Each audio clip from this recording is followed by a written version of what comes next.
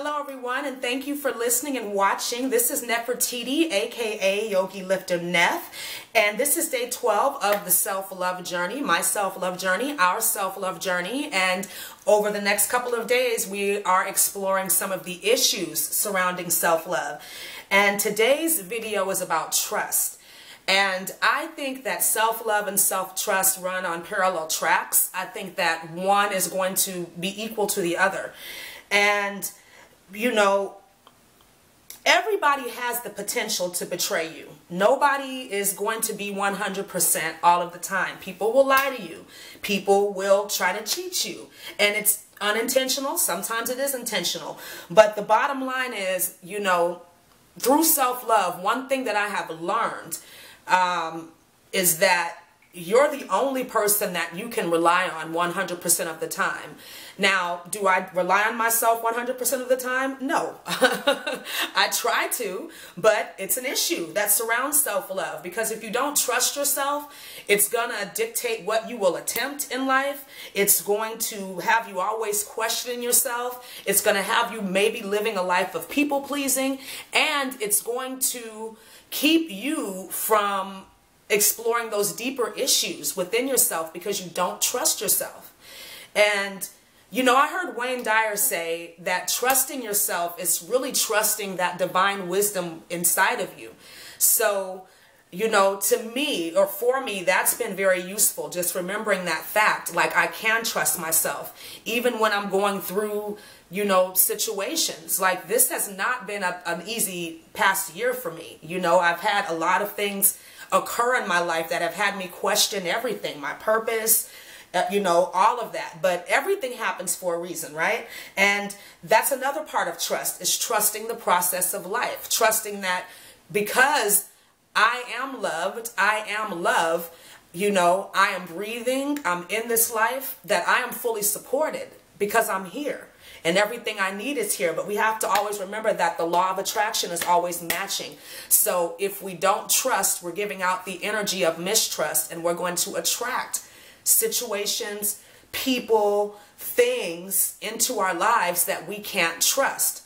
Or it could work in the way where you are actually consciously doing this work. You're trying to do work on trusting yourself, and then these issues get called up. The things in your life that you can't trust, you know, they come to the fore. And one of the hardest things in life that I think any of us are going to have to do is, you know, come up against and question those things that we think are real, that we thought were real in our life. I think those situations are going to be tested, because the only real thing, you know, or the only realness is spirit, is you, is what's inside of you, the information that's inside of you. That's the only information that you can really trust.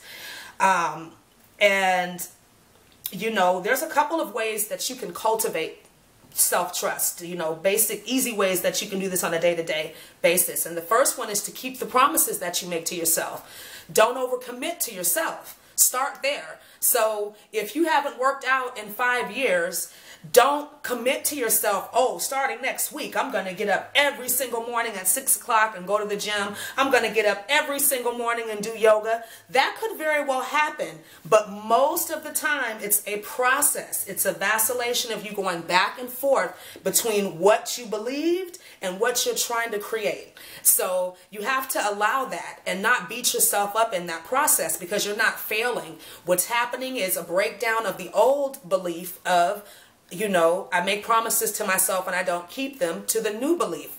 I always keep my promises to myself, and I make promises to myself that I know are right and aligned for me at this time.